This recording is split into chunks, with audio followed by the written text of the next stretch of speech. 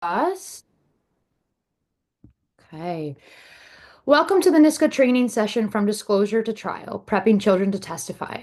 We are so fortunate today to have Chelsea Hamilton and Colleen Marvel from the Wyoming County District Attorney's Office with us today. Both bring extensive experience working on sexual abuse cases and supporting victims in the justice system. During the session, they'll walk us through the different stages of preparing for testimony and the key considerations CACs can make early on in sexual abuse investigations. I'm really looking forward to the insight that they're able to share with us today. And Colleen and Chelsea, I know you guys have a ton to get through. So first, thanks so much for being here, and I'll pass it right on over to you guys. All right, thanks, Paige. I just want to make sure if I can get a couple head nods, everybody can hear me. Okay, and head nods again. Can everybody see the PowerPoint that's up on the screen? Okay, great. So we'll just get started then. So in this PowerPoint, we're going to talk about um, different ways that you yourself can be ready to talk to a kiddo about having them testify. That's kind of the biggest step for us, at least to get started. We're going to cover some things that you should be trained on, you should know about. That way, when you go to talk to your kiddos and actually prep them, you can have as many answers as possible to help ease their minds.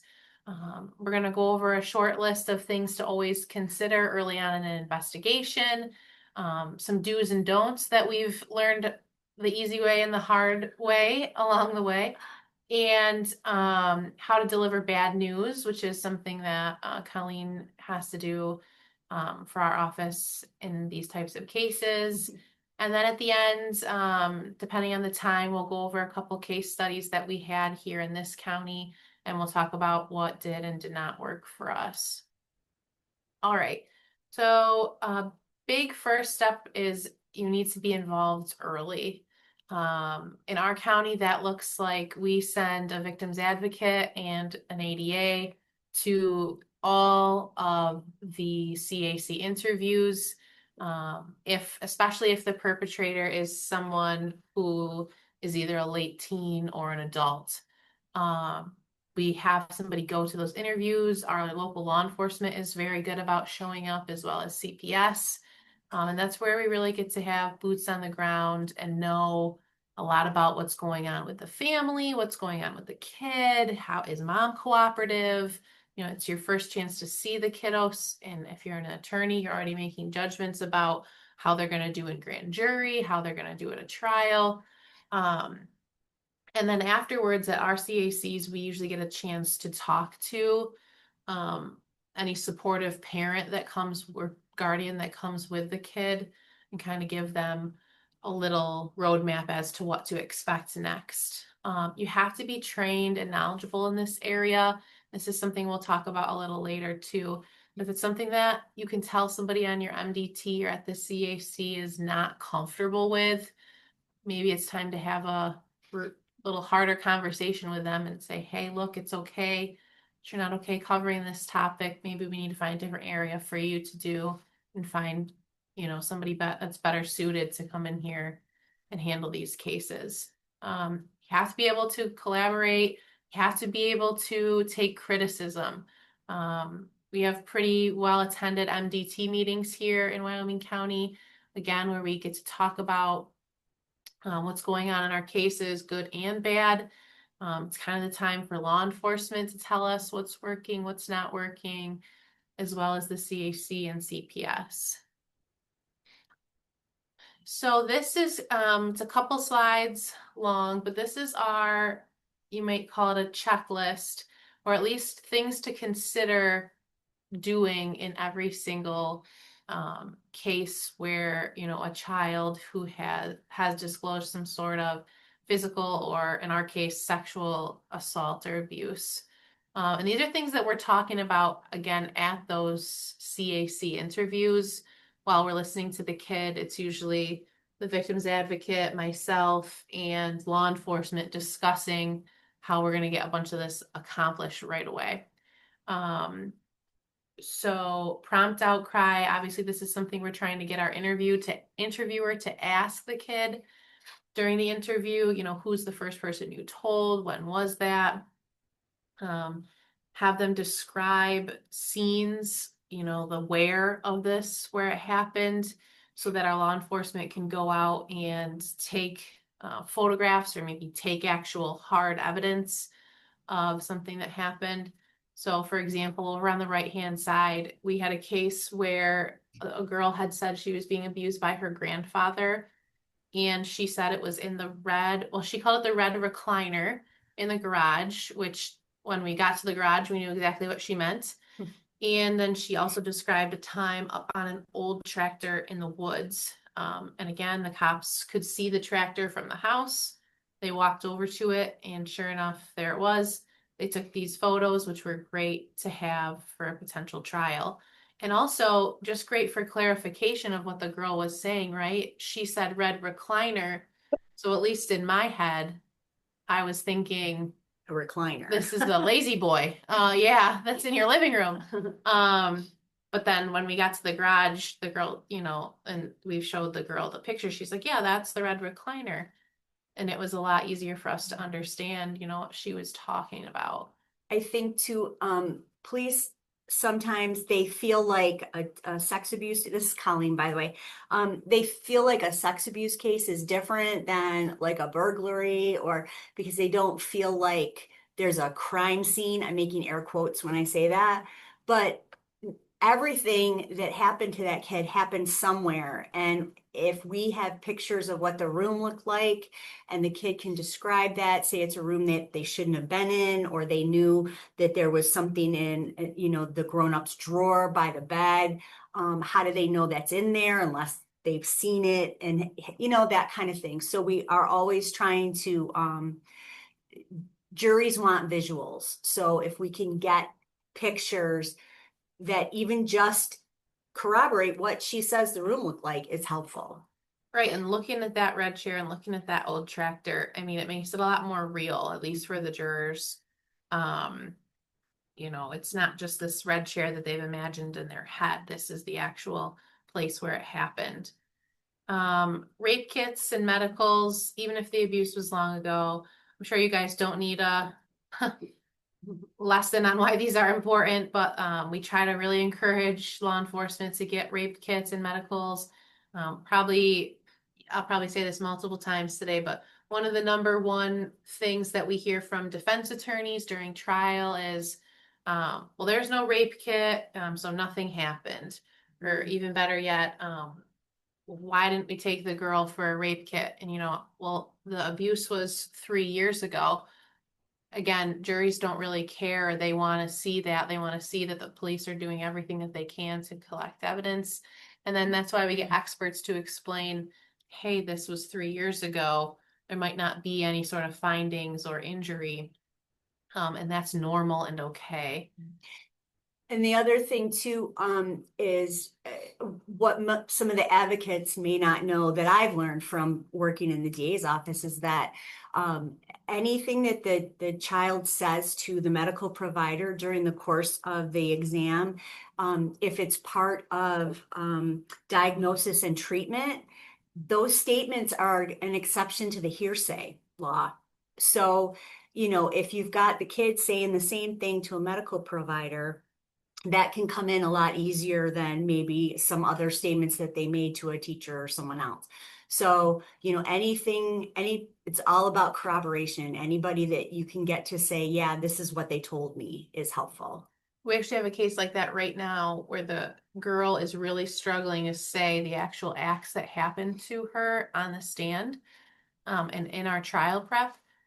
However, she tells the nurse at the hospital everything. And so, like Colleen said, we're going to be able to use those statements at trial, which is great because, again, as the prosecutor, I don't know what the girl's going to get up there and say on the stand since she's struggling a lot with saying the actual words of what happened to her.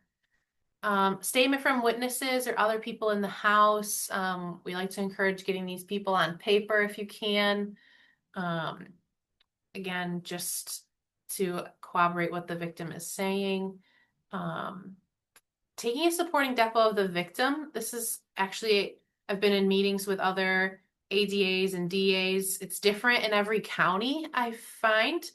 In Wyoming County, we do not take supporting depots of victims, especially kids. It's just in our perspective, it's just another statement that the child gives to law enforcement who could not be as trained, or sure are not as trained as a forensic interviewer. And we've just been burned by a couple depots not being clear or having a wrong date. And then, that information gets relied upon by everybody. And then you're kind of stuck with what the victim said during this time that they were talking to the police. So we don't do them here, but it's definitely something to talk to your individual county about. And I would say if you're going to do them of the victim, I would make sure you have somebody trained in these types of cases to take that depo, that everybody's triple checking the dates, everybody's triple checking the order of things. Because once that is, signed with pen and paper, you're kind of stuck with that. And that's the victim's statement because it's under oath. Text messages and email. We have a ton of cases in this county that are corroborated through text message. And we're going to go over a couple examples in a little bit.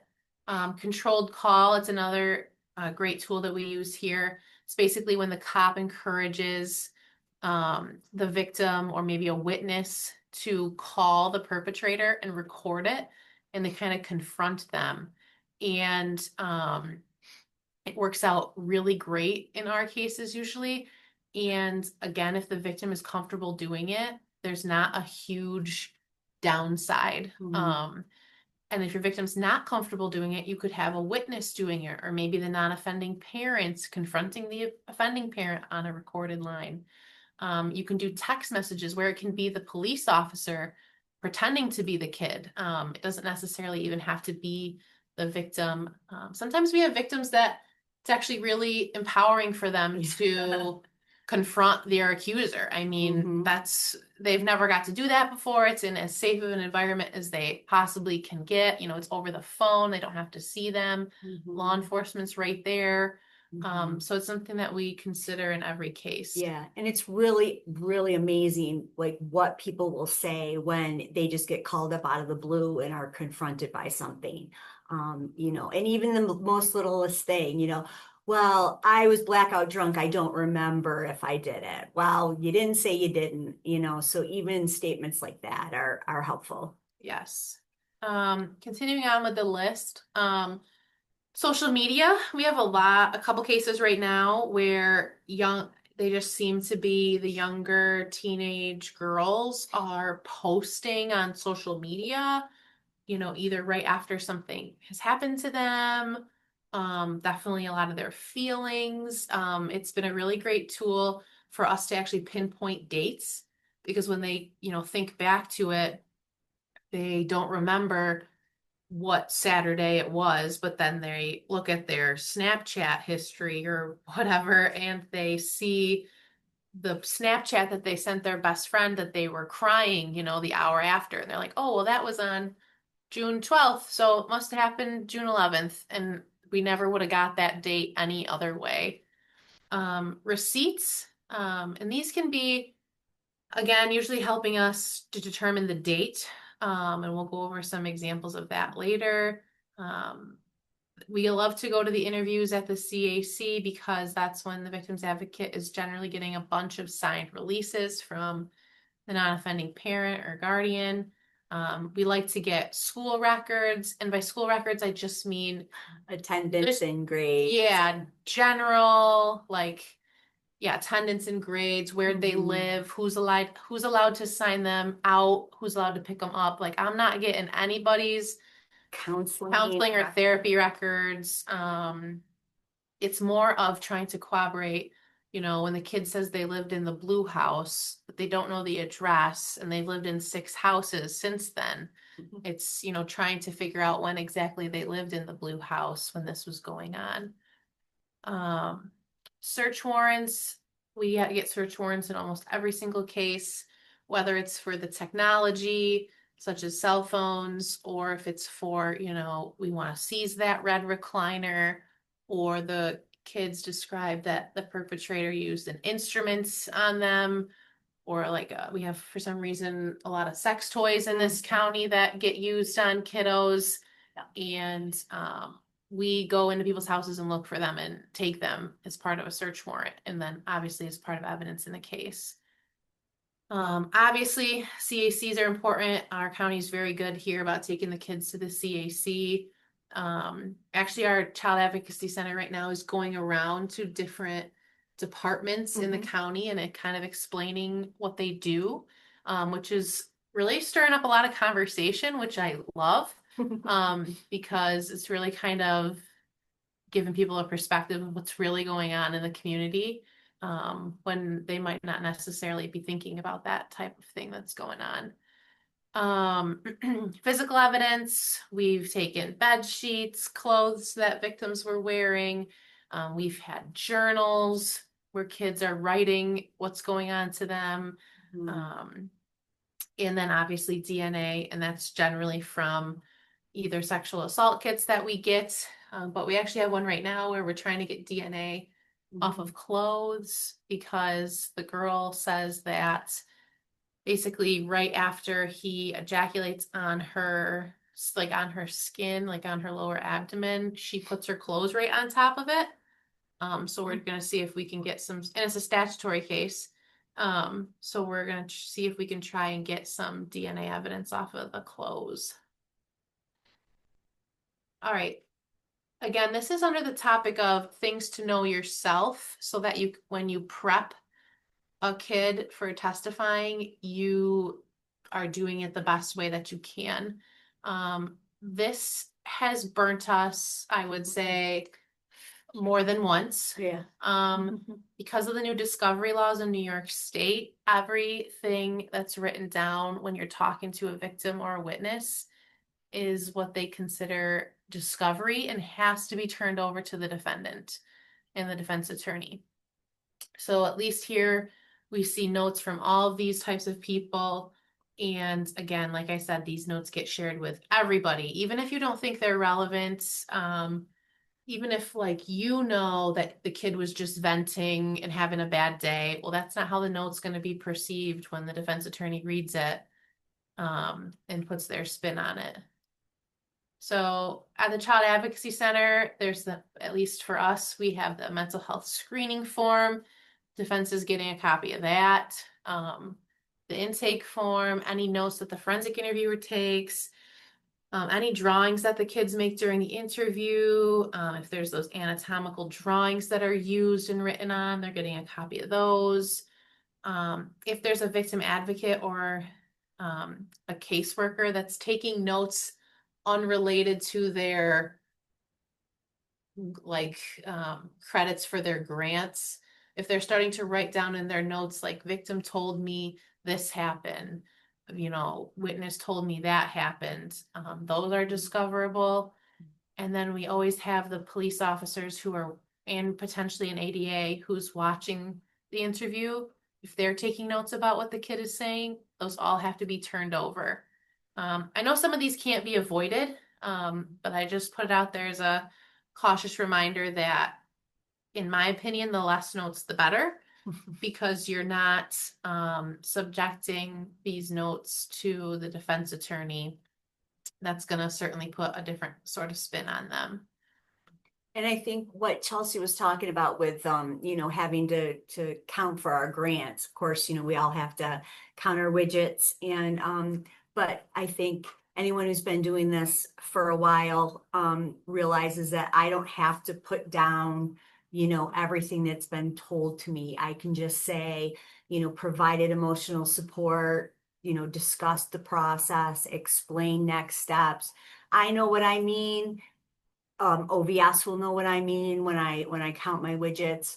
But yet if they were, turned over for whatever reason, there wouldn't be anything that, would hurt us, I guess. Right. But if you have a note that, the victim called you up one day out of the blue and said she can't do this anymore, and Yeah, there's no way she's going to testify at trial. Yeah. Right. I mean, something like that for the defense attorney to have, holy moly, we're going to go to trial. Right. So still talking about the notes. Police obviously are taking a lot of notes, whether it be at the CAC, whether it be when they're out in the field talking to witnesses. Um, and I just put a couple examples up here that have happened in our sexual assault cases, that I like to call our case killers, just because they are so bad in my perspective, and like they're going to take a lot of work to convince a jury or to try and get a defense attorney to um, overlook or not use. So, for example, sometimes we have police talking to the school resource officers when the kiddos are in school, and they just like will randomly ask them, like, tell me about this kid. Like, she's claiming that her father is sexually assaulting her. And then, of course, they all put it in their reports, and then the reports say something like, oh, the kid is promiscuous, and the mom had many men staying the night. Yeah, I don't know why that's even kind of relevant. I don't know why the SRO would say that. I don't know why the police officer would write that in the report, but now that report has been turned over to the defense attorney, and this, I mean, can be twisted and mangled into 10 different ways. The defense attorney can now question mom and potentially question the kiddo if we can't keep it out under some sort of, rape shield law. But again, it's just much better if we don't even include this, especially since it's not relevant at all, given the fact that the girl is 9. I don't even know what a 9-year-old being promiscuous looks like for an SRO that sees her in school. And then along the same lines, Lassero remembering that a victim had grabbed another child's breast at a sleepover. This is like 10 levels of hearsay. Unless the SRO was at the slumber party and saw this happening, it's not relevant. I don't know why it's in the report. So just be careful what you're saying to people that are definitely writing down stuff. And we'll have more examples about that as well. Giving your opinions in reports.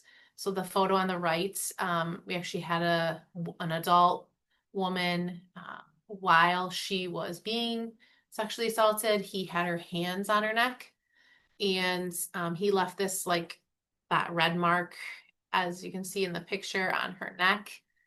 And when the victim is trying to show it to the police officer later that day, the police officer describes it in his report and in his body cam as a bug bite.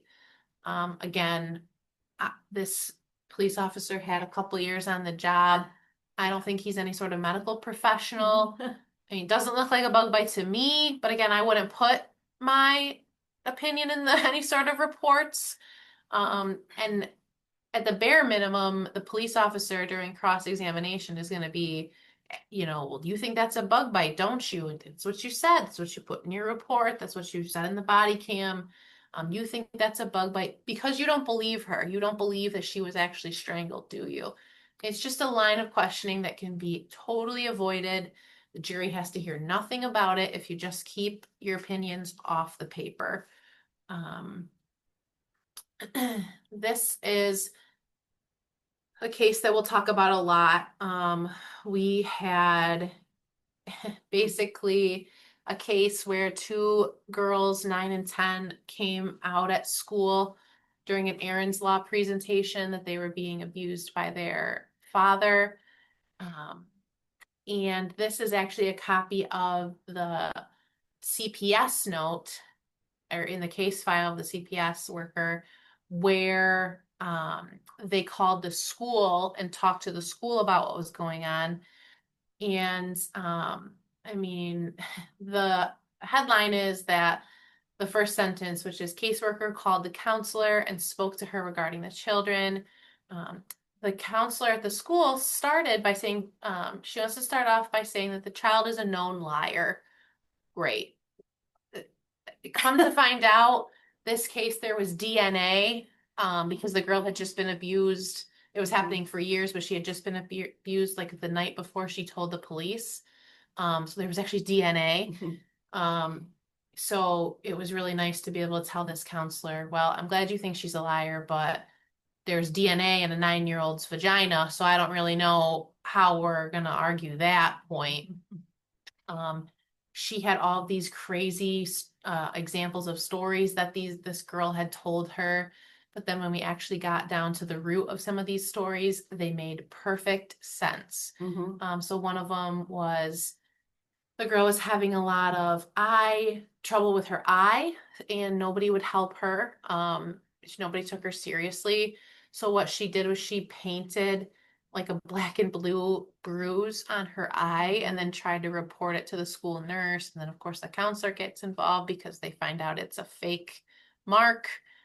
And, but again, when we got down to it, yeah, the girl had, um, She had been living with her dad for over a year, who was the one that was abusing her, and he never took them to the doctor ever. So she had to kind of figure out a way, as these kids do, to help herself. And she thought if she could get somebody to think it was really bad, then maybe somebody would do something about it. But everything that she said, when you started going back and looking at it, to her at 9 and 10, trying to protect themselves, it all made sense. But they don't know that. The people who write these notes put their opinions in, and they don't know. So, right. And then if you read the last sentence, I mean, spoken to father, who again is the perpetrator, several times regarding getting the children into counseling, which he never does, due to extensive history of her lies and how far she takes him. However, father is not receptive for this. Well, no kidding, father's not receptive to this because he's sexually abusing them every other night. So of course he's not taking them to the doctor, and of course he's not taking them to counseling. This caseworker, this counselor at the school, she just did not get it. We struggled a lot in this case to get over different obstacles like this. And in that same case, so actually there was two girls, one was in the middle school and one was in the elementary. So they had two different counselors. So the middle school counselor was a little better, except for she wrote this email where she puts all of these disclosures that the kid has made, which again, if you read them, they might seem helpful. They seem pretty consistent with what the girl said. We're not calling her a liar, so that's a good step one. But I just offer it because again, now we're stuck with this. I mean, assumedly, this girl, if you read the email, they're just playing games, and this girl just unpromptingly says all this stuff. But the problem with being stuck with these statements is that, for example, it says, second one says, I wanted to tell someone before, but I was scared. Well, when we talk to the girl, she talks about a lot regarding how much she actually loves her dad, and she just wants this conduct to stop. And so again, in a jury's minds, you kind of have now these two conflicting statements. Well, is she scared, or does she love him and just want this to stop? Again, we as people that deal with this stuff all the time know that both can be true at the same time. However, it just might be a little more difficult to explain to a jury. And again, if I never even had these statements, I wouldn't have to explain it at all. And as an aside, helpful writings like this can almost never be used by the prosecutor. I'm never going to be able to move this email into evidence because it's hearsay. But of course, if it's a harmful writing or something that hurts us, a defense can use it to impeach her or show that she's a liar. So your notes and your writings can almost never be used as good evidence. They can only be used to show that somebody has a credibility issue or that they're not telling the truth. So again, we just try to avoid them. And this was that case I was kind of talking about. The guy is currently serving 20 years in state prison. They found DNA in both of the girls, actually. And the elementary school counselor no longer works at the school, so we don't have to deal with her anymore. Medical notes, we have this every once in a while come up. Sometimes the nurses or whoever's in the room will give their opinion. The one that seems to come up a lot is medical professionals' opinion about how the victim is acting during this exam. Again, I don't know their requirements. Maybe they're Mhm. supposed to record such a thing in their medical reports. But when I read a medical exam and it says, um, victim is not responsive, victim is laughing at my questions, victim, Mhm. again, things I don't want to have to explain to a jury. We can with experts, 100%, but we wouldn't even have to be there if we just left our opinions out of these types of notes. And again, these types of notes and things usually, I don't think we've ever had a note from a CAC exam that was inappropriate. These are what happens when the kids get taken to, emergency departments and that don't have specially trained people. That's what we get. So, I can't say enough about getting the kids to CACs if you have that option at all. Yeah, they're much better equipped to handle something like this. This is kind of Colleen's big role here, so I'll let her do it. She has a saying in the office, and it's that she is really good at serving what she calls a shit sandwich. But basically, it's how to deliver bad news to a victim or a victim's family. Yeah, so I've been doing this for a really long time, and I made a mistake really, really early on. I'd been doing it about a year, and we had a little girl who was testifying. And during a trial, we had a break, and she had to go to the bathroom. She was 11. Um, Went into the bathroom and she's like, I can't do it. It was her grandfather. I can't do it. I can't go back in there. You can't make me go back in there. And I made the mistake, and it was a bad mistake. And I said, I promise if you go in there and tell the people what happened to you, they will believe you. Well, she did, and they didn't. And he got acquitted. And I have probably never really gotten over that. So that is my first rule. Never promise anything that you do not have control over. Um, the other thing is these kids have a feeling like everybody's lied to them, right? All of these people that are there that are supposed to be taking care of them and loving them are lying to them. So you have to tell them the truth, even if it's hard or it's not really what they want to hear, or there's ways to tell them, but you have to tell them the truth, because the first time they're very good at catching on people who are not doing that. And the minute they feel like you're just another one of those people that want something from me, they're not going to help, and it's going to make your job 10 times harder.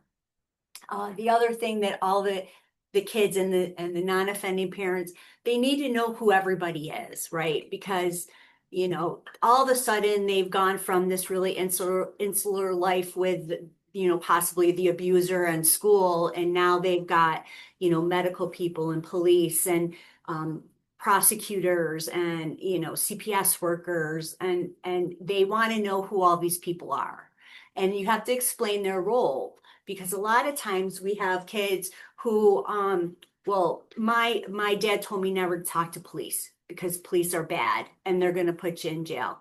CPS is going to take you away, is going to take me away and put me in foster care. You know what? Sometimes that happens, but you have to explain to them why that would happen, and that their job is really to keep everybody safe. So you have to be honest, and you have to explain to the kids what everybody's job is. Uh, Victims' rights, and I hope I don't offend any other victim advocates, but I think anybody who's been doing this a while knows that victims' rights are kind of sort of laughable a lot of times. And they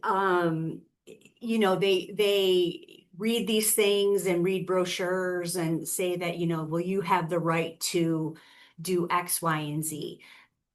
If you've worked in the system long enough, in our county, we don't video. We don't video kids' grand jury testimony, even though it's something that's in the CPL.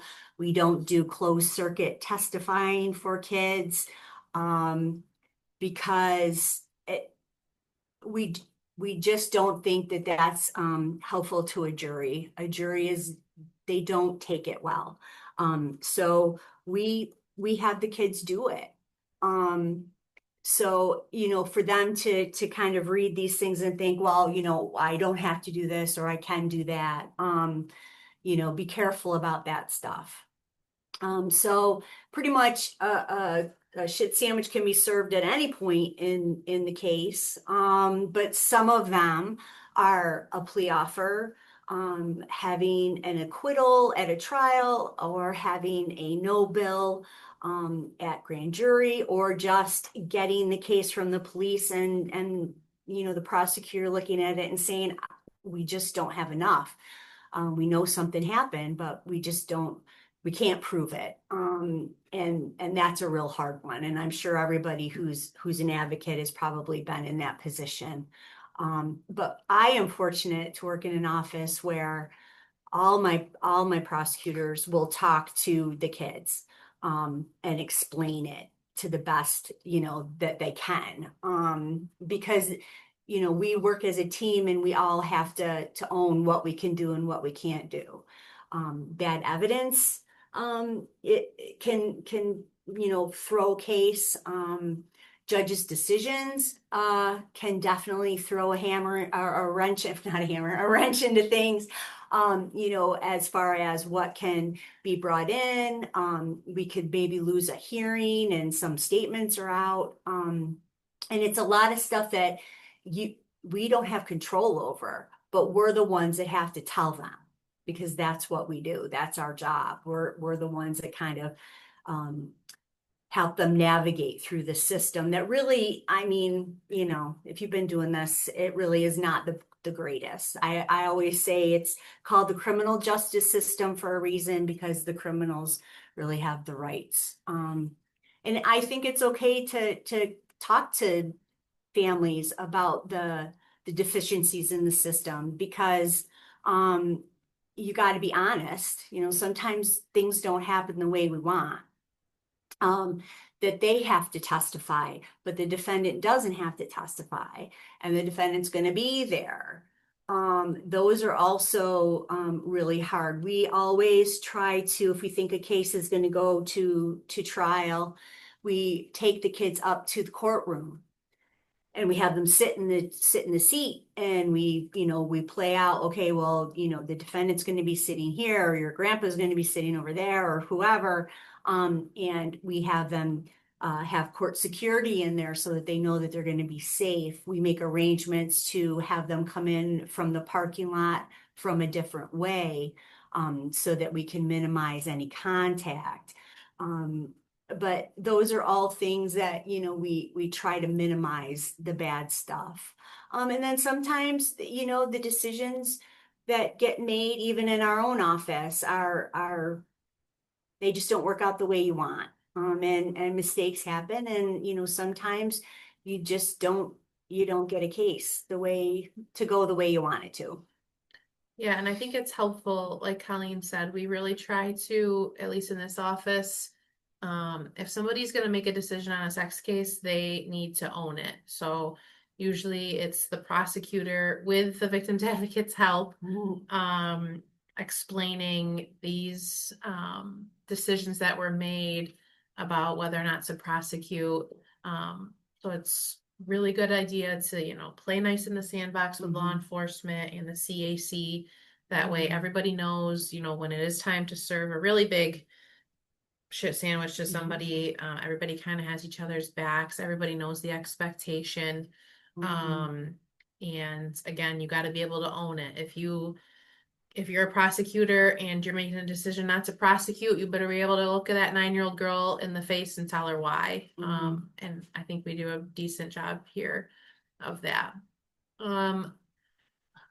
So you're probably like, okay, we've learned nothing about actually kids testifying. So, but we offer that beginning part because that's all the stuff that we think, the victims advocates, the police, the prosecutors really need to be aware of before they can even justify talking to kiddos about, the worst experiences of their life.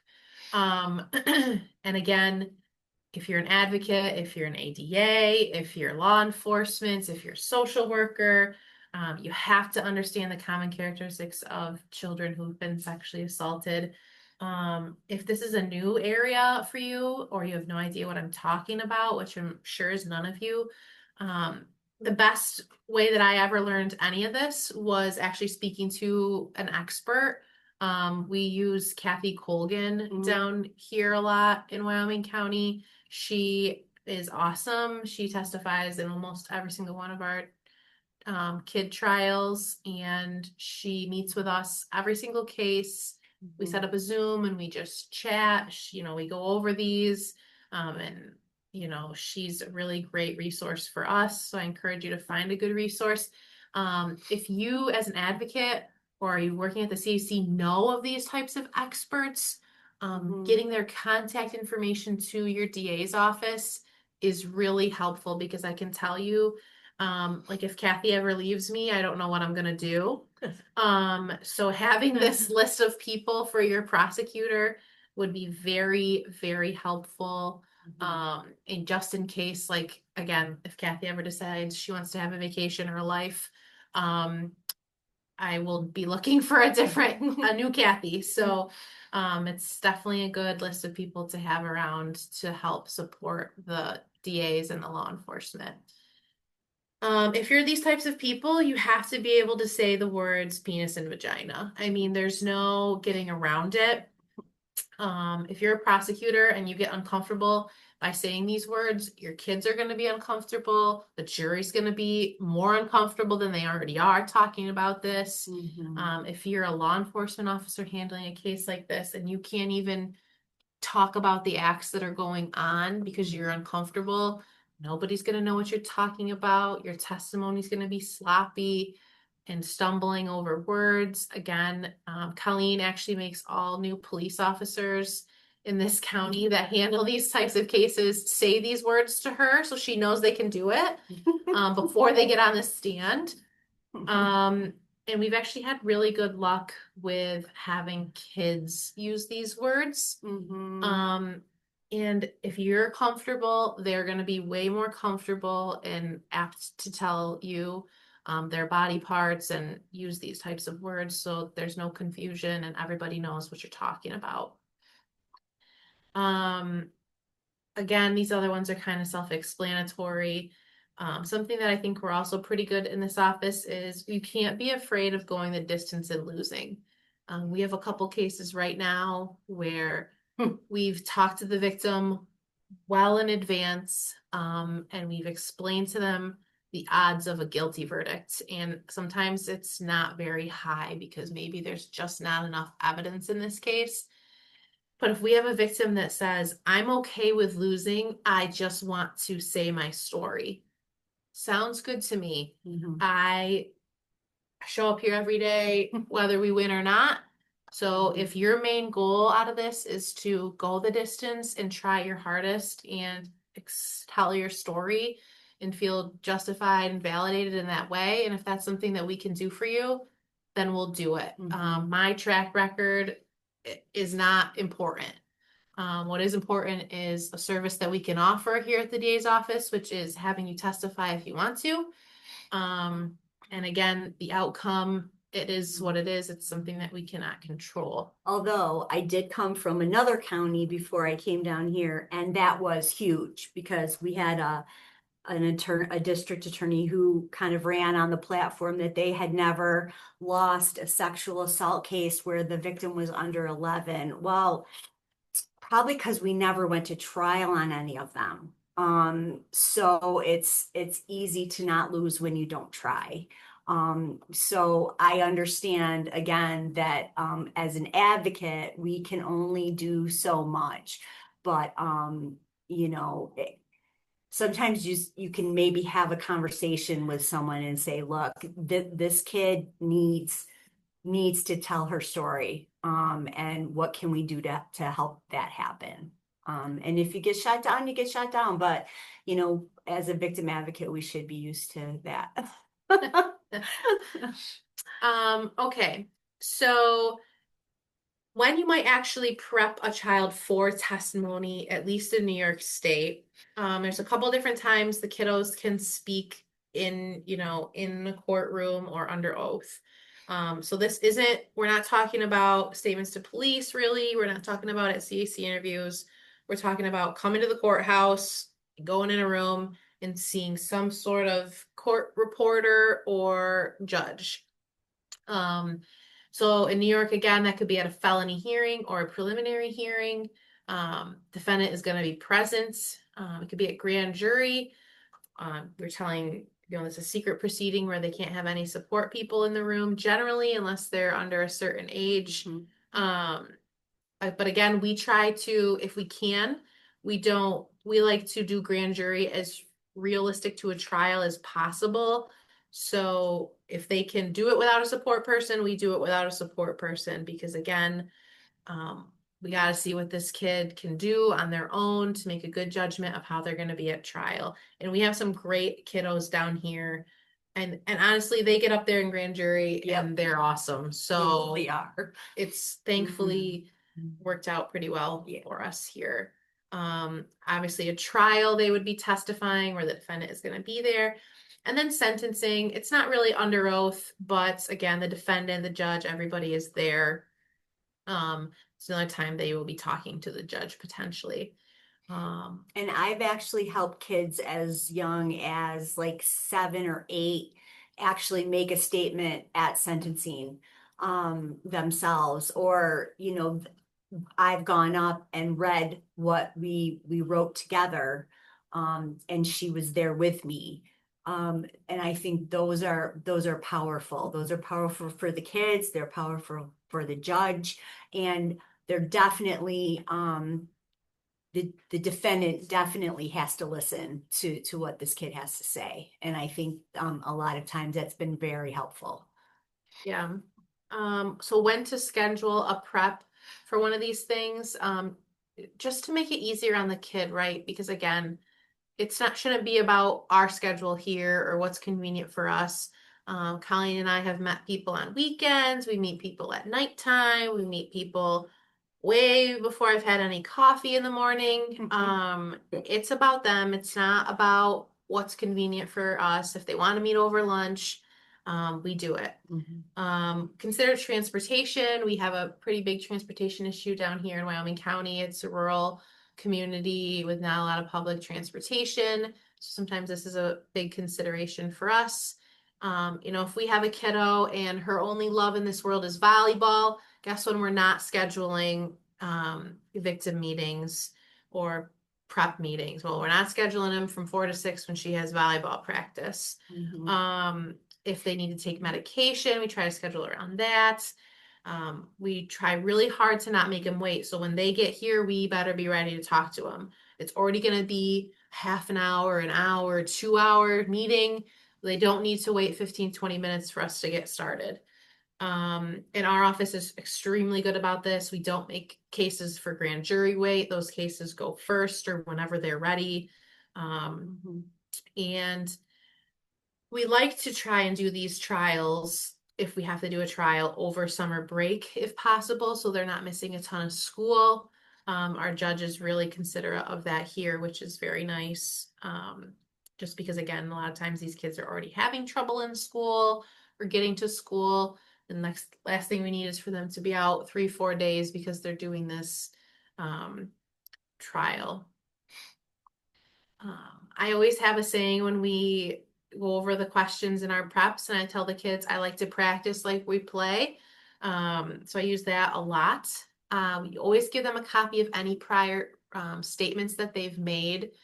So if they've testified in the grand jury, we go over that. If for some reason they did do a depo, again, we don't have a lot of those in this county, but if they did do one, we show them that. We have them review it, and we say, review it and let me know if there's anything not correct in this statement. Almost always there's something that's not correct in the statement. They'll follow it up with, that's not what I said, or that's not how it happened, or I wasn't wearing the pink shirt, I was wearing the green shirt, and it's 2 weeks before trial, and now I have the wrong shirt in evidence. But again, it's something that you have to go over with the kids. because again, these are the statements that the defense attorney is making all their questions off of. So if there's something that's not consistent or not accurate, we need to know about it now. We do preps away from their parents. Basically, we meet them together. We kind of have mom or whoever step out, and then we talk to the kids one-on-one because, again, mom's not really going to get to be. A lot of times, mom's also a witness in the case, so she won't get to be in the courtroom when the kid's testifying. So we try to do it without mom or supportive parent when we can. We don't really discuss with the parent the details of a prep unless the child wants us to. And it's something that we always talk to the kid, what does mom know? How's it going at home?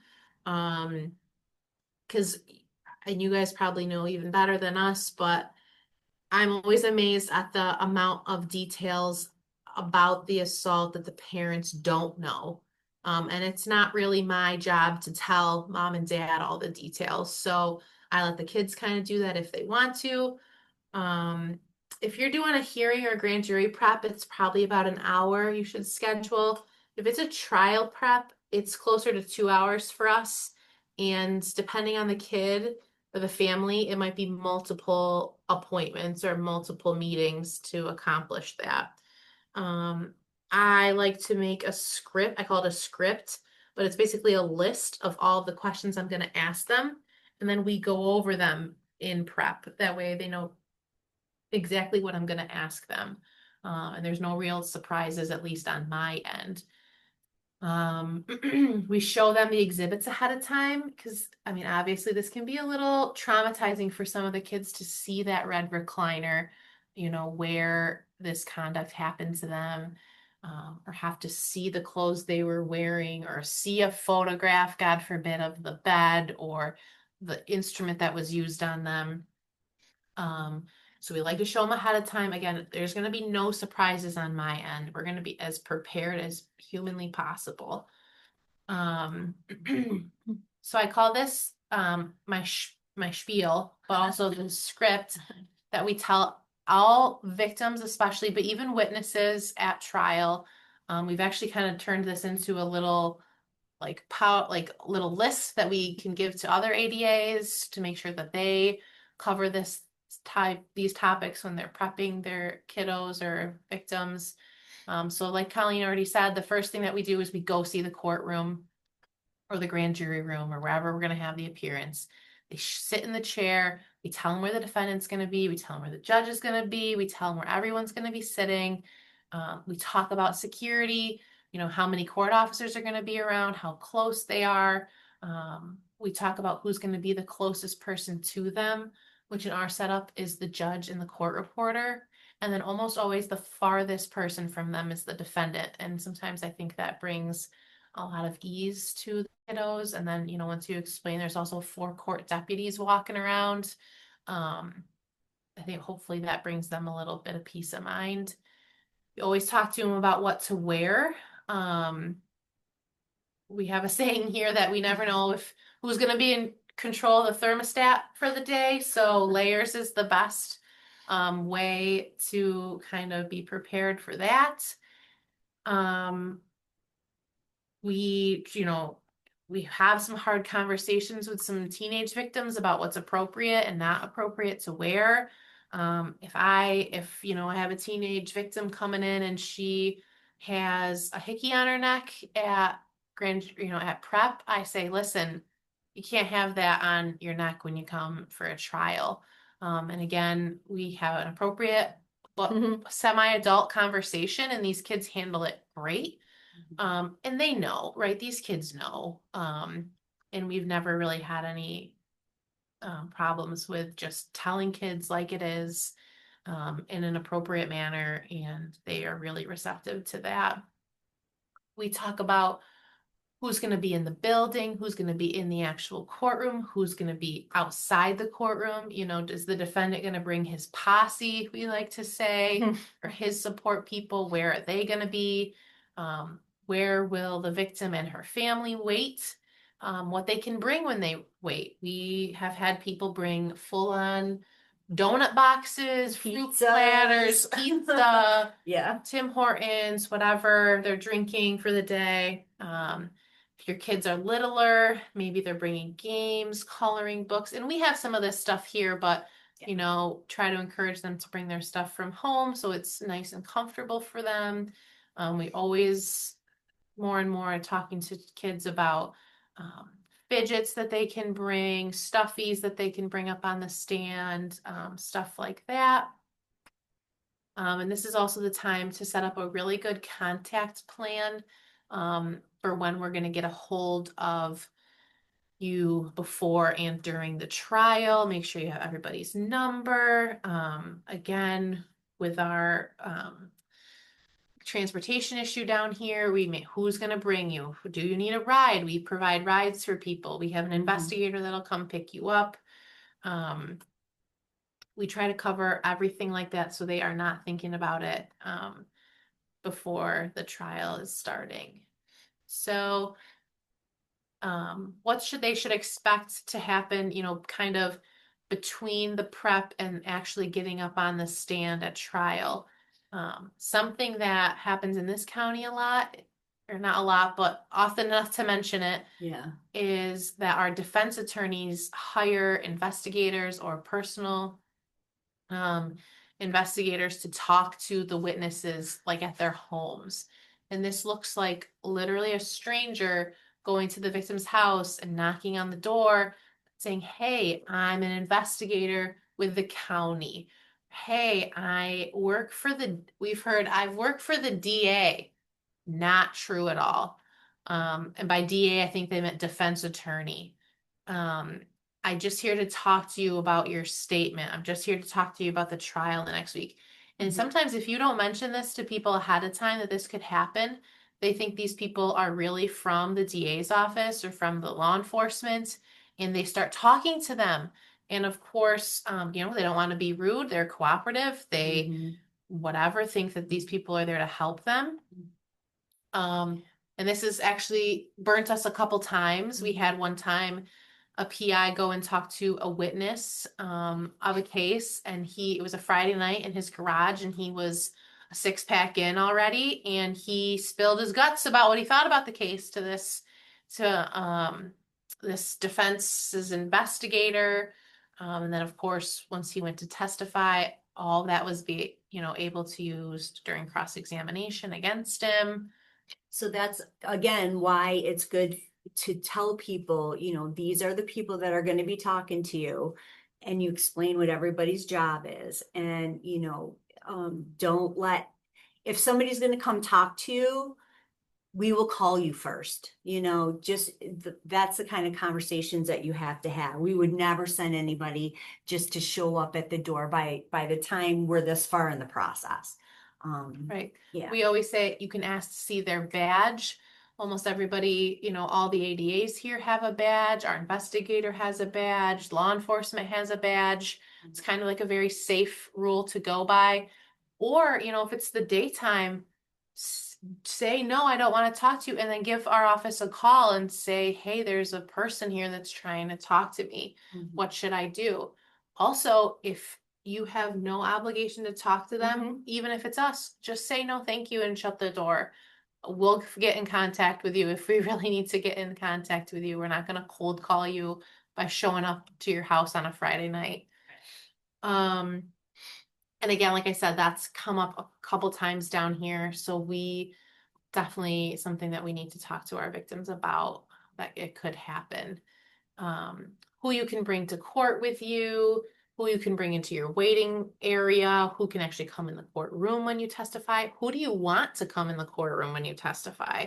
I would say it's about 50-50. Some kiddos want to do it with nobody in there that they know, and some kids want a support person in there when they testify. But again, if it can't be the parent because they're a witness, you're going to have to find another support person to be in the courtroom with them, minus the advocate, if they want somebody in addition to that.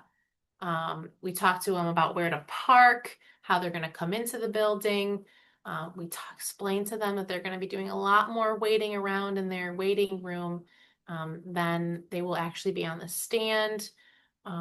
We talked to them about what to do when there's a break, either a lunch break or a break overnight, or maybe a break when they're actually on the stand and, somebody's got to use the restroom. What do you do? Um, and then we talked to them about what to expect after you testify. So right after, they say no further questions, what happens? Well, this is where you're going to go when you leave the courtroom. We talked to them about, are you going to want to stay? Are you going to want to go home? We talked to them about how long the trial is going to last. And we talked to them about what a verdict looks like. I would say almost always our victims do not stay around for a verdict. Again, because that could be days from now, and who's going to wait around for days when you're a 9-year-old kid? You probably just want to go back to school and see your friends. So generally they don't really stay around for that. But what does that look like if you don't stay around? Well, we'll call you. You can come in for a meeting. We'll explain what happened, regardless if it's guilty or not. And we'll talk to you about the next potential steps. Colleen always goes over these tips for testifying with especially the victims, but definitely other witnesses like the parents or any potential siblings. We have a printed list so that they can take it home. Yeah. And a lot of these are just things that have come up, and it's just something so that we've already explained it to the kiddo so they don't have to worry about it if it actually happens during their testimony. It's not a race. Take your time. We have another saying down here. We always say, the court reporter can't take down the rocks rattling around in your head. So you have to say yes or no. If you don't understand the question, I always say, just say, Chelsea, I don't understand what you're talking about, and I will ask a different question. Another big one that comes up is they want to know where to look. So we go over that sometimes when we're in the courtroom. Things that you would never think about, these kids are worrying about the whole time, like, where do I look? Yeah, do I have to look at him the whole time? And we explain the only time you have to look at him is when you say, do you see that person in the courtroom? And they say, yes, he's right there. And even something as simple as that can make them feel better. These are kind of just questions that we like to ask kids during the preps for trials when we're not really with mom or supportive parents. What are their questions? Again, we could just met for 2 hours and the whole time the kid was just thinking about what they're going to wear. And we would, had no idea until they asked us that. And then they're like, oh, okay, yep, that sounds good. And then I'm always thinking to myself, well, I really hope they paid attention the last 2 hours and they didn't just think about, what outfit they're going to wear. So kind of ask this stuff in the beginning, maybe, to see what's on their mind and bothering them before you get into the nitty-gritty of what the testimony might look like. Same thing, asking them about worries and concerns. Ask him how it's going at home.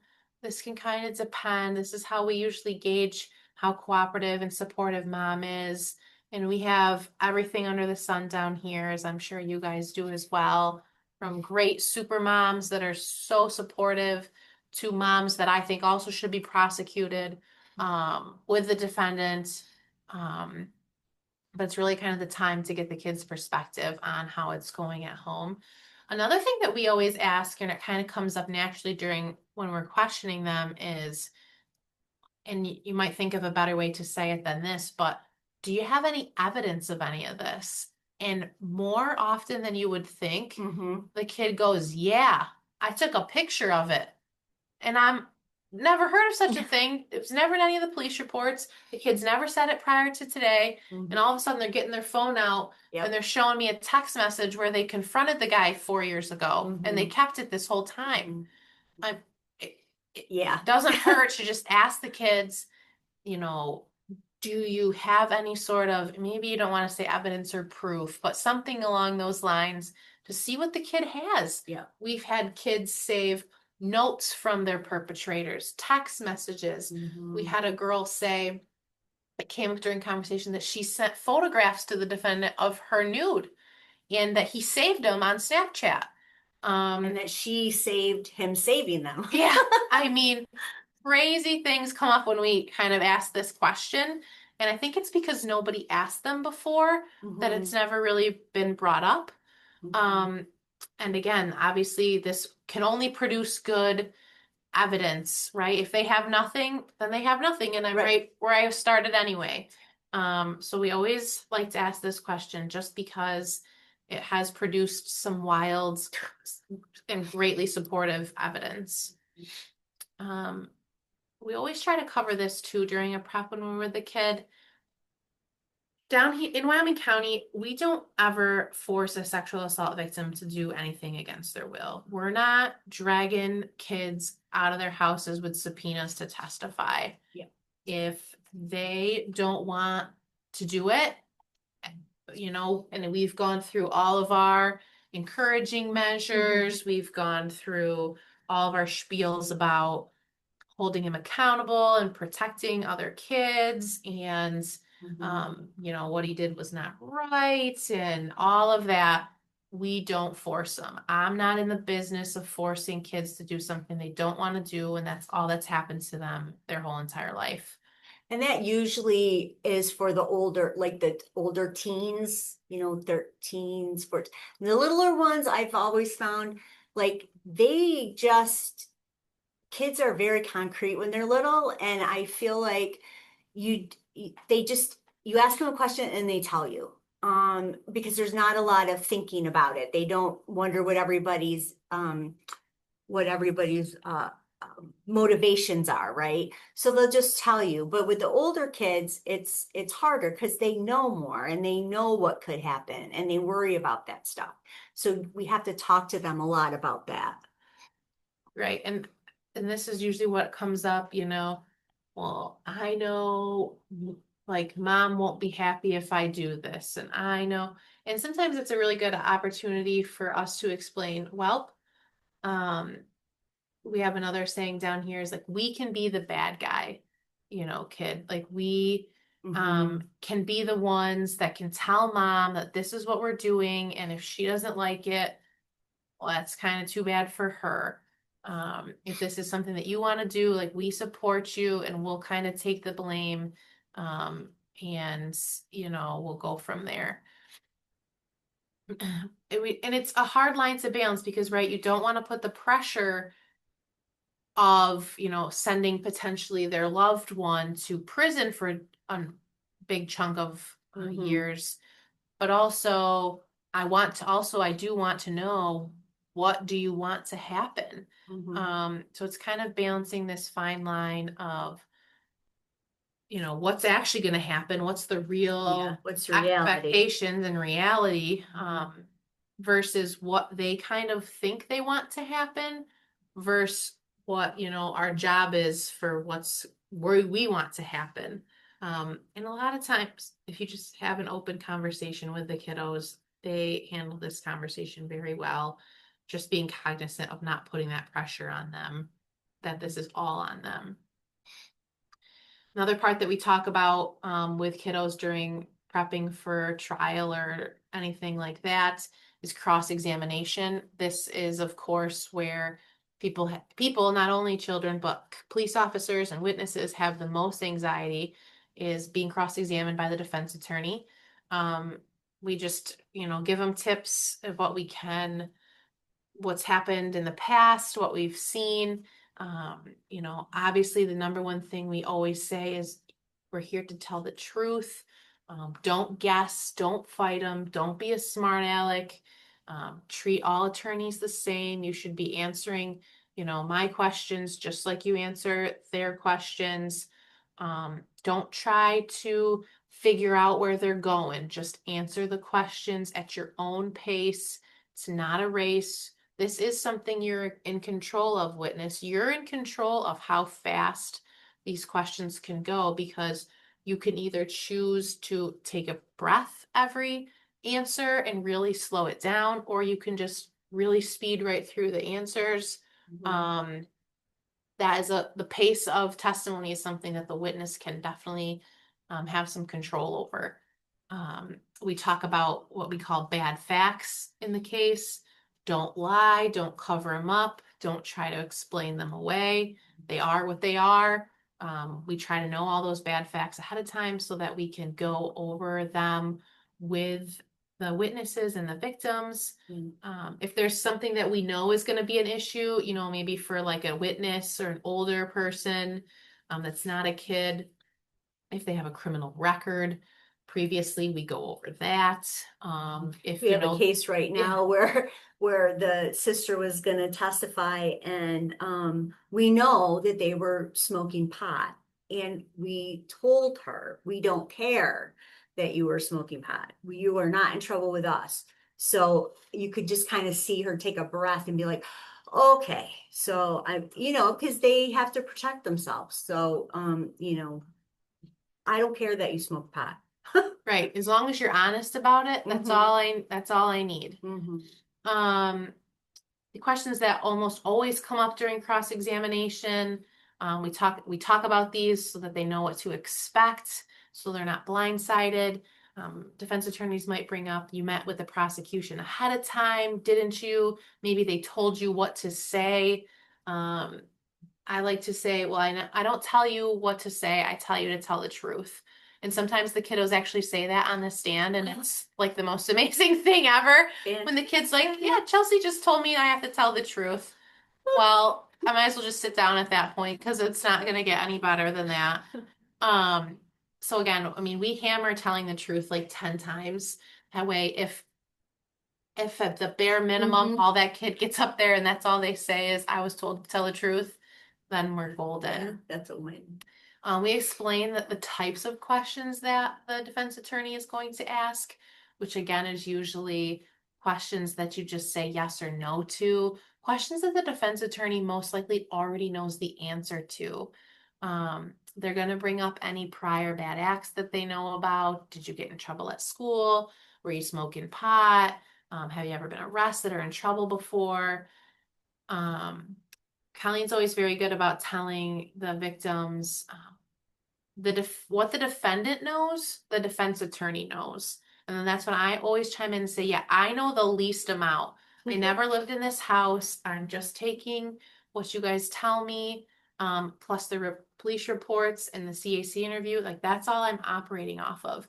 The defense attorney is representing a guy that's lived with you for 10 years. Mhm. They know way more about you than I know about you. So now's the time to tell me, is there something I should know? Is there something that they're going to bring up that has nothing to do with this case, but maybe they're going to try to bring it up because it was a big fight in the house for 5 years? Mhm. I tell them, I don't want any sort of surprises like that. Colleen and I try to think about what the defense of the case is going to be, and there's only really a handful of them. Yeah, that's And not then, a lot. yeah, then we try to prep some questions for the victim with the mindset of what the defense could potentially be. So obviously it's, we've heard, oh, the kid's lying because we took her phone. The kid's accusing me of sexually assaulting her for 10 years because I took her phone away one time. Well, Yeah, we hear that so much. that is a defense we've heard before. So we try to prep for questions like that. If we know the kid has a prior depo with the wrong date or age on it, we talk about that with them ahead of time so they know that they're probably going to get questioned about that. Of course, there's always the defense of the victim wanted it or somehow that the victim came on to the defendants. Obviously, we explain that we know that's not true, or even if it is true, we don't care because, you're 14. Yeah. But we do try to prep them for questions like that. And again, the truth is what the truth is. Right. If it's true that you are the one that walked into his room that night and took off your clothes, then that's what the facts are. Right. And we don't need to lie about it. We just need to embrace it head on because you're 14 and he's 50. So, It doesn't it doesn't matter. But we don't cover it up. We don't try to skirt around it. let's just get it out there in the open and deal with it. Yeah, because that's actually the best, what do they say? A good offense is the best defense is a good offense or something. So Chelsea can ask about that first in direct, and that just kind of takes all the wind out of the defense's sail when we've already got it out there and we've addressed it. Yeah, So, there's no big aha yeah. moment for the defendant if we've already talked about it. Mm-hmm. Again, prior statements, we show them to them ahead of time. They review them for errors. If there's inconsistencies, I ask them about those inconsistencies. And a lot of times they have a really good explanation for that. Sometimes it's as simple as, well, I didn't write that supporting depo. The police officer wrote it, and then my mom, I'm 7 and don't read. And then my mom said, yeah, that's what I said, and told me to sign the bottom of it. Yeah. And we've had cases just that simple, Mm-hmm. and the kid's like, that's not actually what happened. I never even read that depo. My mom just told me to sign it, and knowing those answers ahead of time really can help preempt any sort of questions that the defense attorney might have. You guys already obviously know this, but in these types of cases, child sexual assault, you have to have an expert at trial for you testifying about common characteristics of children who've been sexually assaulted. There's no way to get around it. Juries don't get it. Defense attorneys don't get it. Some judges don't get it. Sometimes I don't. There's things about it I don't get. The only way to counteract that is to have an expert testify about this to help educate the jury, because this is a topic that they most likely know nothing about. Excuse me. So again, this is probably the number one thing that comes up in cross exam. So not to, beat a dead horse, but try to figure out why they're being inconsistent. Get out in front of it, like Colleen was saying. Kids are lying, or this kid in particular is lying, is the number one defense.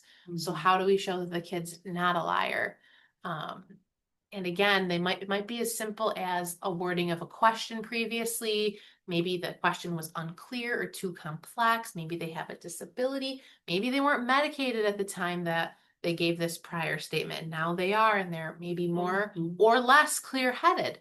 You don't know.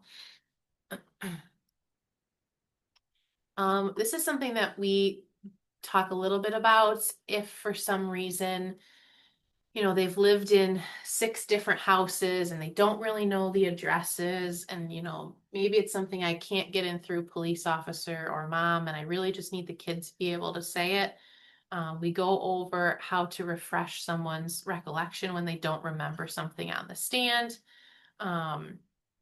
Again, we won't go over this in detail, but it's something that if your kid is struggling during a prep to remember certain small details that for some reason you think are important, there are ways to help them remember on the stand by actually showing them documents or journals or whatever, to help them get through testimony. But it's something you probably should prepare for during a prep, so you're not trying to get through it for the first time when they're on the stand. This is the one that Colleen is always very good at remembering to talk about, and that's objections. She, always says they are inevitable, and this is what you do when you hear objection. You stop talking. And we have adults who don't understand it. So I just say, if someone says objection, just stop talking and don't talk until somebody tells you to. Right. And then, you might hear words like sustained and overruled.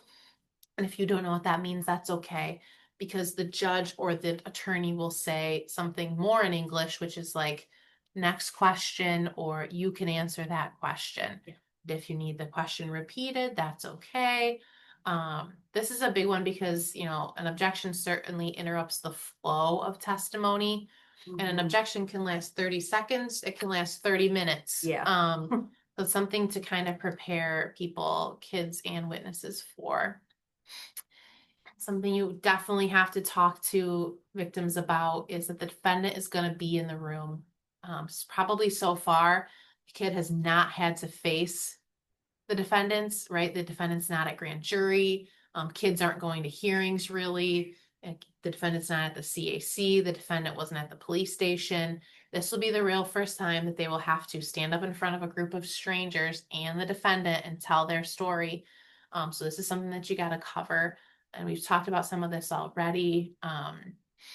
But I mean, Colleen does like to say, we don't make promises, but this is one promise that I do make to kids. And I actually, where I stand during a trial is between the kid and the defendant. And I will tell a child, I will do my best to make sure this guy cannot get to you.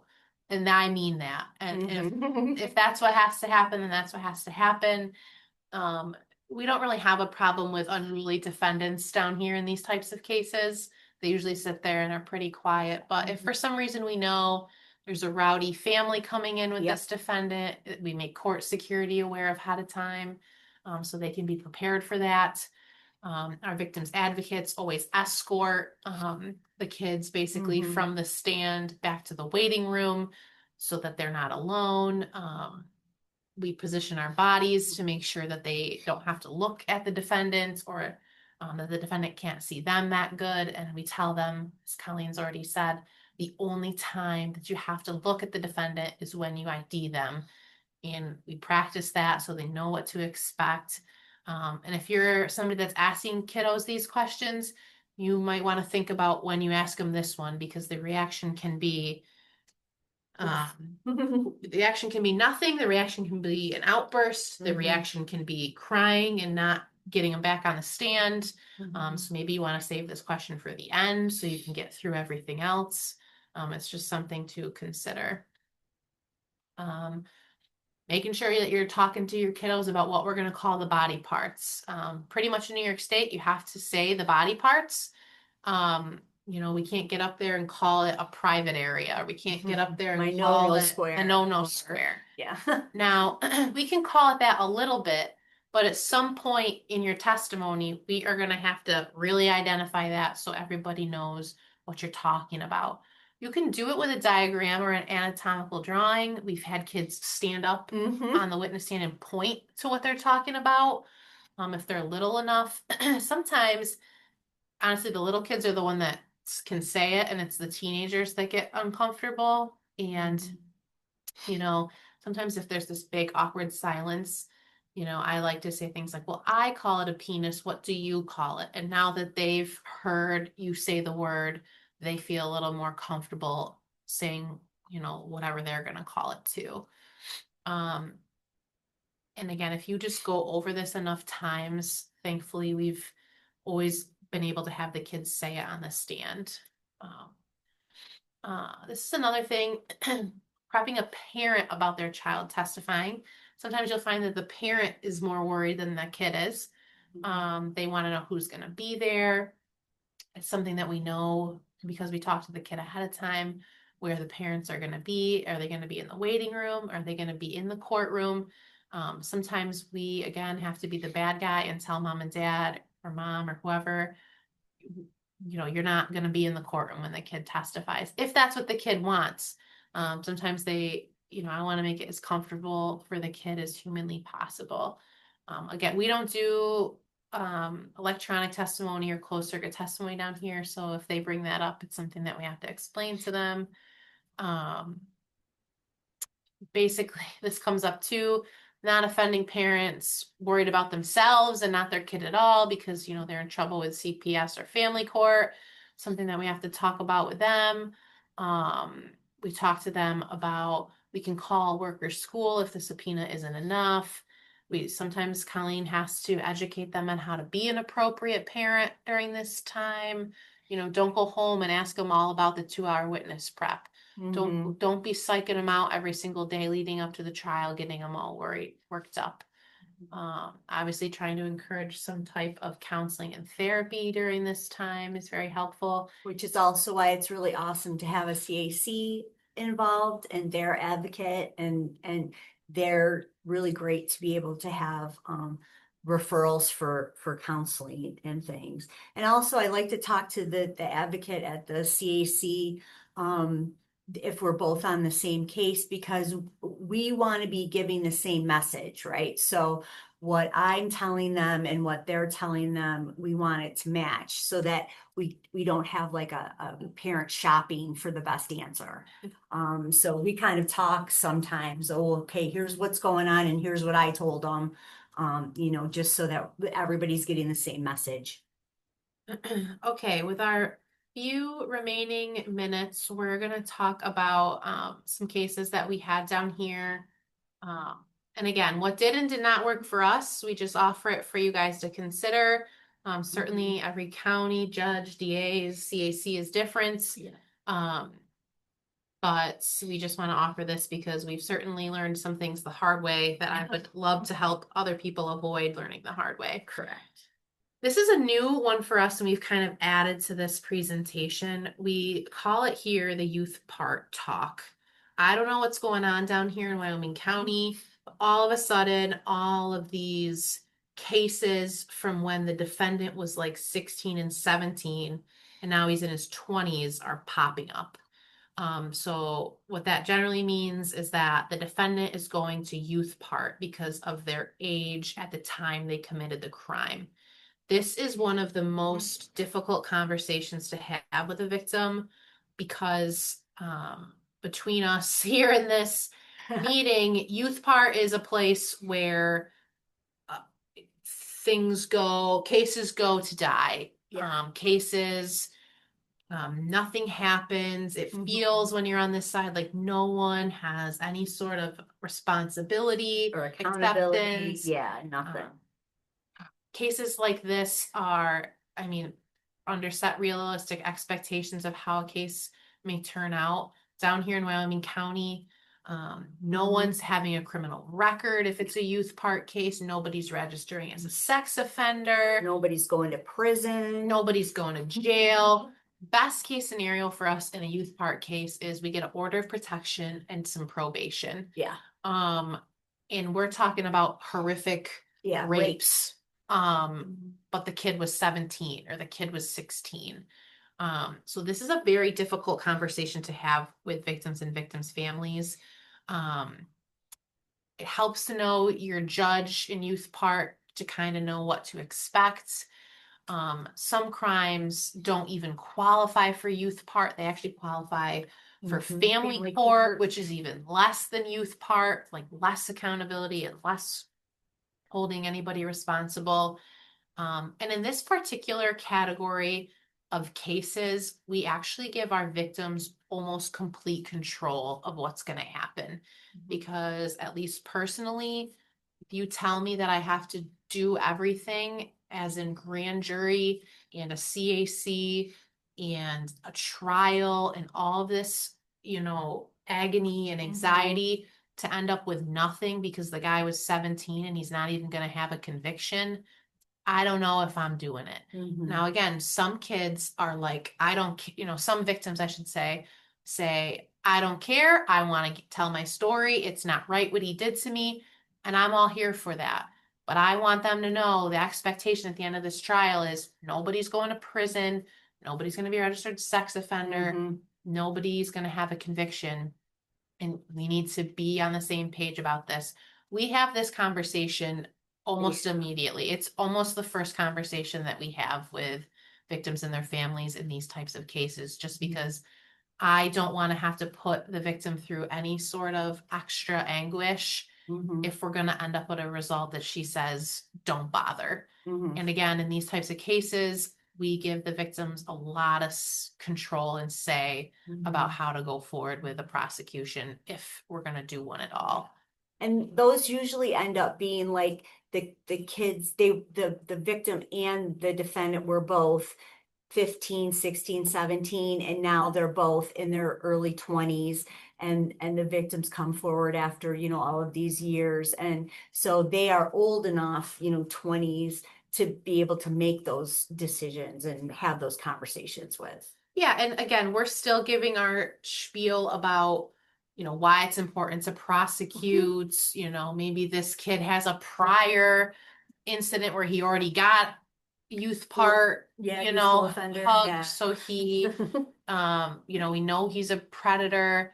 We're having all these conversations, but in these types of cases, at the end of the day, we are really considering what the victim wants to do because, again, I'm not in the business of forcing a 17-year-old to get up on the stand and relive the most horrific time of her life when the end result is going to be almost no punishment for the perpetrator if she doesn't want to. Again, if she's for it, so are we. As long as she knows the expectation, we trudge on forward from there.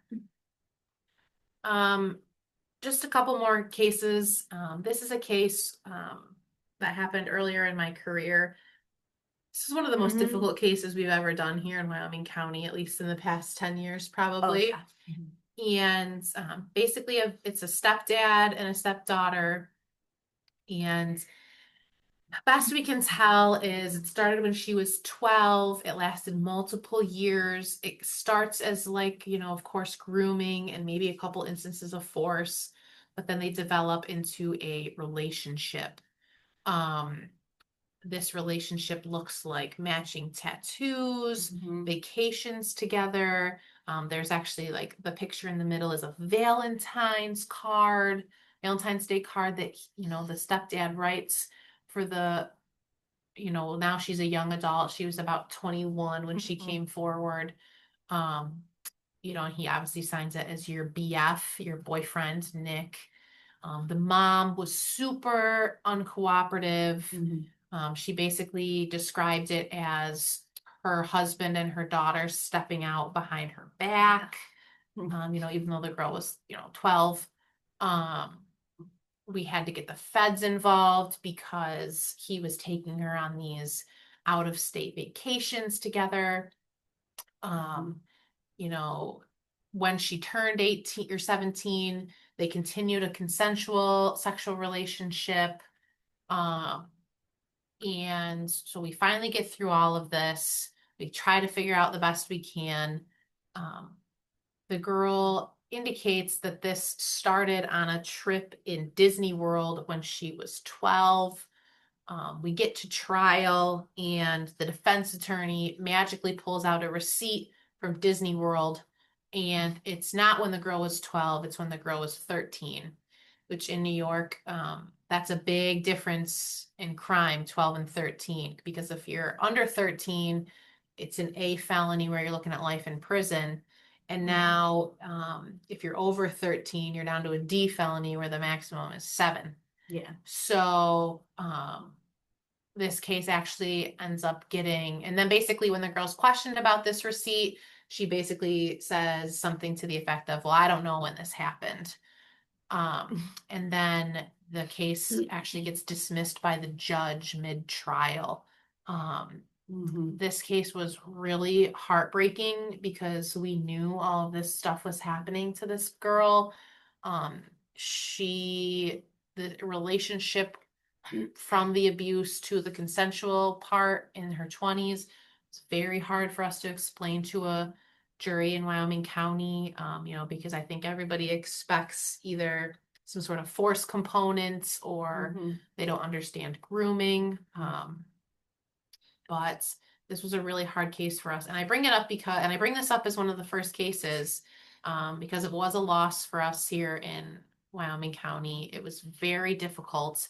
The silver lining is, though, that the feds, like I said, we got the feds involved because of going on vacation out of jurisdiction. The feds actually were able to prosecute him, and he did. Well, he still hasn't been sentenced. Yeah, he was still not being sentenced. But he's been in custody since the trial. Yeah. So they just took him into custody. So he's going to be sentenced hopefully within the next few months. So at least somebody got their claws into him. But he was a monster. He is terrible human being. But again, this case had a lot of bad facts and hard facts to try to explain to a juror. You know, when your victim gets up there with a matching tattoo that she loves her abuser, that was really hard, you know. And not only the jury, I mean, that was hard with police officers. Yeah. I mean, it it was just hard for everyone. And it was a different prosecutor. It wasn't Chelsea. And he was very uncomfortable with it. And it was one of those, like we said earlier, if this is not a subject that you can deal with, or that it upsets you, or that kind of thing, then you have to find something else to do. And they ultimately did. But you've got to know what you can do and what you can't. Yeah, this case had a lot of hurdles for sure. A lot of these cases I just bring up for some little pointers and tips to think about. This girl, she comes forward when she's 14, happened, when she was less than 12. She has an amazing forensic interview at the CAC where, they ask the question, what did it look like? What did his penis look like? And she goes, it looked like a cow spot on his penis. And we're all like, what is she talking about? Well, we get an order from the judge to get a photo of it, his penis. And we get it. And sure enough, he's 74. And I guess best I can describe it, he has these like age spots on his penis and around his penis. And that's what the girl's describing. And that's And then he took a plea because, I mean, how do you explain how your 12-year-old granddaughter knows about your age spots? We also had an uncooperative grandma in this case. Everybody just knew that grandma walked around the house and she would see grandpa and granddaughter under a blanket, and she would do what she called a hand check, which was basically walking by and telling the people that they had to get their hands out from under the blanket. I mean, this was a little wild. This was early in my career and I had not experienced anything like that before. But yeah, just having that great question asked at the forensic literally closed this case for us, because again, how do you even explain the fact that your granddaughter knows what your penis looks like? This is another case. We bring this up because it's something that we had to explain to a jury that I'm sure makes total sense for you guys, but something just to be cognizant of that might not make sense for something for a jury, and that's the victim blackmailing the defendant. We've had this come up a couple times. This is a grandfather and a grandson. And basically, after he gets sexually assaulted, the victim says things to the grandpa like, well, if you don't give me money, I'm gonna tell. If you don't buy me Xbox gift cards, I'm gonna tell. Right. And so of course the grandpa does it because he doesn't want to get in trouble. And to me as a prosecutor, I'm like, this is amazing evidence, right? The guy is literally scared of this kid to tell, so he gives him money. And then of course the jury, but on the other perspective, it's harder for a jury to understand why a victim might be blackmailing somebody who is sexually assaulting them. But of course, when you speak to the experts, they can explain this, right? They're trying to get control back. They're trying to. It's going to happen anyway, so they might as well get a benefit. I mean, and the jury believed it. Yep. This is a case where the defendant had priors against family members, but the family members still let this grandson go to the grandpa's house. So again, something that we had to explain. And this kid was like 16, 15, 16. Yeah. He was older too. And so that's always a lot harder because, again, juries have the stereotype, well, if it were me, I would have, kicked him in the balls and ran away, which is so ridiculous, but. Right. This next case that we had actually went to trial, and he was found guilty. This girl had 3 CAC interviews, just because she's our poster child for incremental disclosure. But finally, January of 2021 rolls around. She decides she's in counseling. She hears that basically the defendant is bragging about what he did to her. So she decides she's going to come forward. She was amazing. In the middle, you can see another one of those examples of she made a TikTok, and that was the TikTok, and it's literally date and time stamped with when he did it to her. And she's like, yeah, I made that like 10 minutes after he left my room. I mean, this was a great piece of evidence for us. Um, this is a case that actually went to the fourth department for an appeal. So again, something to kind of keep in mind when talking to your victims, you know, what an appeal could look like. Uh, this case had a good prompt outcry. We had a lot of Molyneux evidence. Molyneux evidence is prior bad acts of a defendant that we actually can use in New York State. So that's kind of rare. So again, something to be aware is if a defendant has a prior bad act that is of this conduct against this particular victim, um, something that you might be able to use at trial. This is a case where we actually had to go to the scene of the abuse because the layout of the house was not making any sense to anybody. And then when we finally went to the scene, it made a lot of sense. We got photos, you know, because of course the parents in this was a step brother and sister or a half brother and sister. And the parents were saying, like, we would have heard it. Their room is like connected to our room. You know, there's no way that he could have got in there. But then once we went to the scene, it made a lot of sense what the girl was saying. This is also a case where by the time the trial rolled around, she was 19 years old. And this started when she was 4. Now, this kid, obviously, she's grown up, you know, she looks like a 19-year-old girl, but that's not how I want the jury thinking about her. I want the jury thinking about her as a 4-year-old girl, as a 12-year-old girl. So we actually got photos from mom, like school photos, and we're able to move those into evidence to show the jury, like, this, we're not talking about a 19-year-old, we're talking about a 4-year-old. And we were able to, you know, hold up those pictures and show this cute little 4-year-old girl. And you know, I think that was very powerful for the jury to hear. We'll just flip through the last couple of these. This is a case.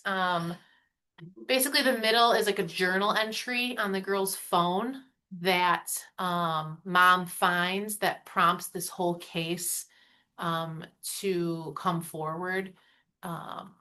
This was the other case besides the first one that we've lost at trial. The mom was terrible in this case. The girl really didn't want to come forward, but the mom was kind of making her. He basically used these sex toys on her, and the girl in her interview was able to describe right where they were, where he kept them. Years later, you know, again, when she discloses and the police go to his house, and sure enough, he keeps them right in the same exact spot where she said they were going to be. This was a really hard case for us too. Colleen had to do a lot of serving of her sandwiches. Let's just see. Here's another case I would bring up quickly. This is a nonverbal victim. And by nonverbal, I mean like severely developmentally delayed. Yes. She was 40, but she couldn't speak, could barely walk, was in diapers. Yes. So, this case, mom was confident. Mom's boyfriend had abused her. We go through all the hoops. The girl goes through a sexual assault kit. There is male DNA. However, it's not the guy that mom says it is. It's not a match. Obviously the girl doesn't speak, and mom says no other males come into the house. So we get pretty stumped with this case. We actually have law enforcement sit on the house for a while because I just couldn't understand how there could be male DNA, but no males in the house. This case actually ended in a non-prosecution because then by the last time we're meeting mom, she's saying she saw the suspect rape the daughter, even though she'd never said that previously. Mom's still letting the perpetrator come over, even though there's an order of protection. It was a huge mess. But obviously something did happen to this girl. I mean, we have male DNA in her vagina and in her diaper. So something must be happening. But again, we had no way to elicit that information. So this was a non-prosecution for us. Here's an example of text messages that were awesome. Basically, the girl gets assaulted, and then she texts her grandma to come pick her up, and basically they come up with this story that they're gonna make an excuse to like get away. So this piece of evidence was great for us in trial. I bring this case up because we actually had a victim who was diagnosed as having autism, and we had an expert come testify at our trial about autism and what that could look like during an assault, before an assault, during testifying. And we spoke to our jurors, and they said that he was very very helpful. So awesome. We'll just keep going. We've had a couple cases down here with some language barriers. We have a couple great interpreters that we get to use. And obviously, sometimes both the defendant and the victim and the victim's family are non-English speakers. So sometimes they're not even legal US citizens.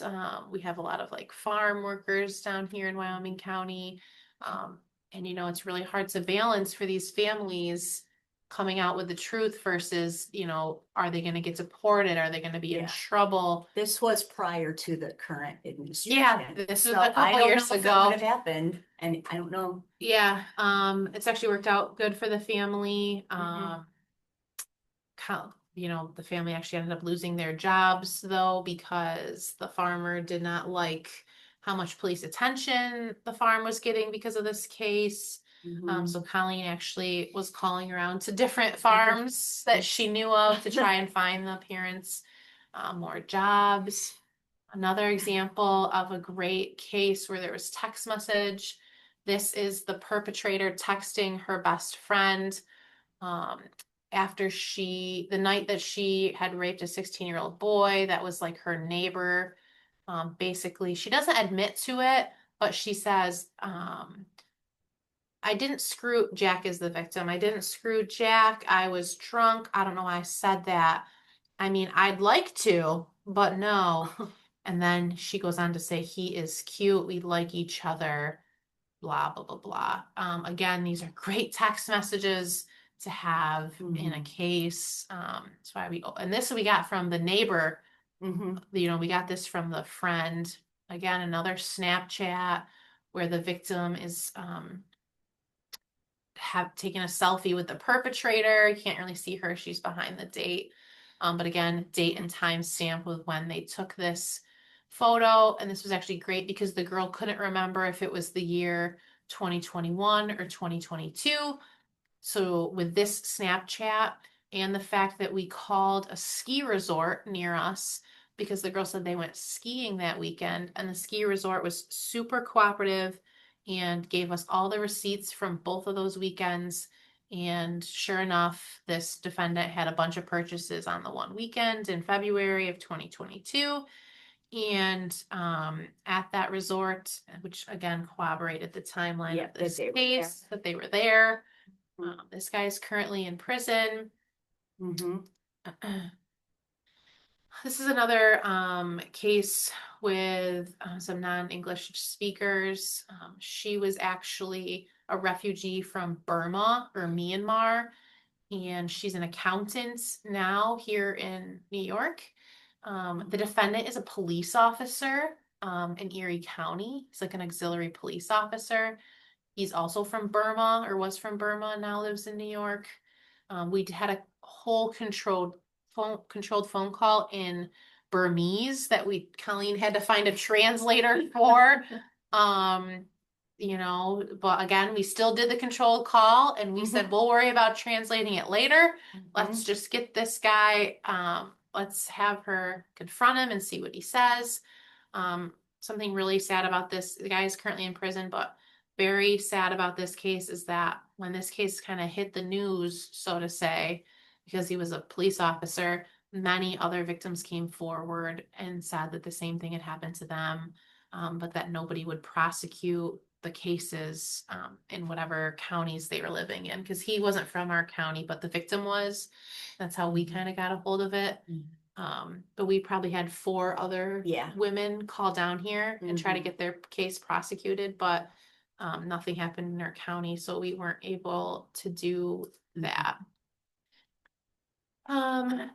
This is again just another example of why we get cell phones. This is a case where a 55-year-old chiropractor from central New York was sending nude photographs to a 14-year-old girl in Wyoming County. We got the cell phones, and sure enough, we found all of the communications and photographs that he was sending. Again, making this case very easy to prosecute, especially since the victim, she didn't think she was a victim. She kind of thought she was in a relationship with this guy. So with the photos, it made it much easier to prosecute. Again, this is another case where we got text messages. Mom confronts the boyfriend about, how he had raped her underage daughter. And it's basically him apologizing and saying he doesn't remember. He must have been blacked out. But please don't call the police. But yes, it was please don't call the police. Again, great text messages to use in trial. He actually took a plea and he's in prison. This is one of the last cases, and it's this just happened. It's an adopted parent of the victim actually adopts him and then abuses him. Basically, he records some of the abuse. He finally decides to tell the police, and when the police go to interview him, there's actually pretty much a full confession. And we did that controlled call again, where again, there was a full confession. Basically, when this guy gets outed, he starts telling everybody. He is actually scheduled for sentencing next week. He is going to state prison. Another case, this case is that case I mentioned earlier where the girl in our prep had told us that she saved the nude photos that she sent to her uncle, that he had saved on his device. Sure enough, we get his device, we find the nude photos. He actually flees the police and leaves this fake suicide note to try and run away. Police obviously finds him. He's in state prison. And this is again, this is the last one, an example of that youth part conversation we were talking about earlier. The victim and her boyfriend were 17 at the time. He forcibly rapes her. But she's amazing, and she actually saves all the text messages from that time 4 years ago where he's admitting to everything. She comes forward 4 years later. She engages in a controlled call out of the blue with police, and she is able to get him to admit again 4 years later, and then he's obviously arrested. Now, we had the conversation with this girl prior to doing any of this about what this case was going to look like, because he was 17, and even though we have a forcible rape, and even though we have all these admissions, it is most likely that this guy is not going to prison because of his age at the time. And she is very much okay with that. She basically just wants to go forward. She feels like it's something she has to do. So that's what we're going to do for her. And we're actually scheduled for trial in May. So we will see how that one turns out. Hopefully, at least the bare minimum, it'll bring this girl some peace to be able to tell her side of the story. But with that, I don't think we have anything else. I don't know if there was any questions or not. I know we're pretty close to the noon hour and people are probably getting hungry. But our information's on there, our emails. So if you have any questions, feel free to reach out. Is there any questions? Not in the chat, but I Okay. did want to give everybody just a quick moment. Like you said, we have 5 minutes left until we're Yeah. to the end time. So does anybody have any questions while Colleen and Chelsea are still with us? The last thing that I can say is I am so fortunate to be a victim advocate in the district attorney's office. So for you all that are not, try to get to be really good friends with your prosecutor because it definitely helps. It's really it's worth it.